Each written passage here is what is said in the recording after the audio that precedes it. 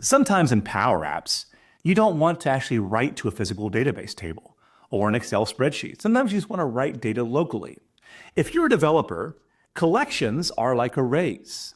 If you're not a developer, don't worry. This is like a temporary space in your mind that we're going to load data in, work with that data, and potentially write it somewhere else, or potentially never use it at all.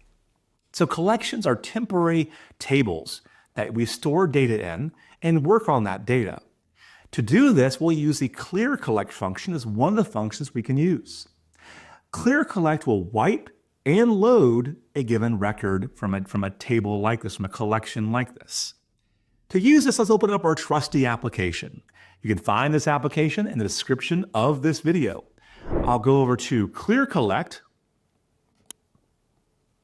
and then we'll see our syntax on one of these two areas right here. This is going to show a few ways of doing this. The first thing I'm going to show is if I were to type in a value like this and click on ClearCollect, watch what happens. The more times I hit this, it doesn't matter because it's wiping and loading each time. Down below here, if I hit ClearCollect, it's going to take all the records from this table right here and load them in this collection on the right here. Doing this, there we go. Whoop, there we go. Takes a second or two, but then there we go. It basically purges that table down below and then loads it again.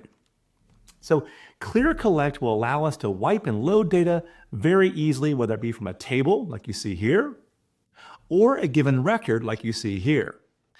The collect syntax is a little different. Collect syntax will add a record, where ClearCollect will wipe and load each time. So you gotta be very careful how you use ClearCollect. Let's take a look at the code next. As you can see in this statement right here, the code that is firing us off is ClearCollect. I'm going to zoom in so you guys can see it's a little closer here. ClearCollect pointing to our collection name. If the collection does not exist yet, it will create a new collection at this time. My collection is called COL, ClearCollect Example 1. Then I do a comma, and I specify, as we always do in Power Apps, with curly braces like you see right there around my column. So my column is going to be equal to whatever I typed in to this field right here.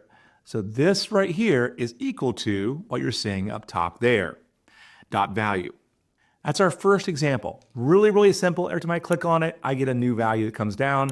If I were to type in this, we'll see the new value. Type in this, we'll replace that value each time. Again, if that was a collect syntax, it would be adding records instead of wiping and loading. On the bottom, the code is a little bit simpler. In this case, let me zoom in a little closer here. We're going to do ClearCollect. Again, it's called COL, ClearCollect Example 2 this time, is the name of this collection on the right. And then I point to where I want to get the data from. This could be a gallery. It could be another data source that you might have. So it's going to take all the data from one collection or one table and move it over to the other one. In this example, no curly braces required because I'm not actually passing a record, I'm passing an array of a whole bunch of records into the collection on the right. So ClearCollect can be used a number of ways. Now, once you use this, once I populate this, we can leave the design mode and go into edit mode.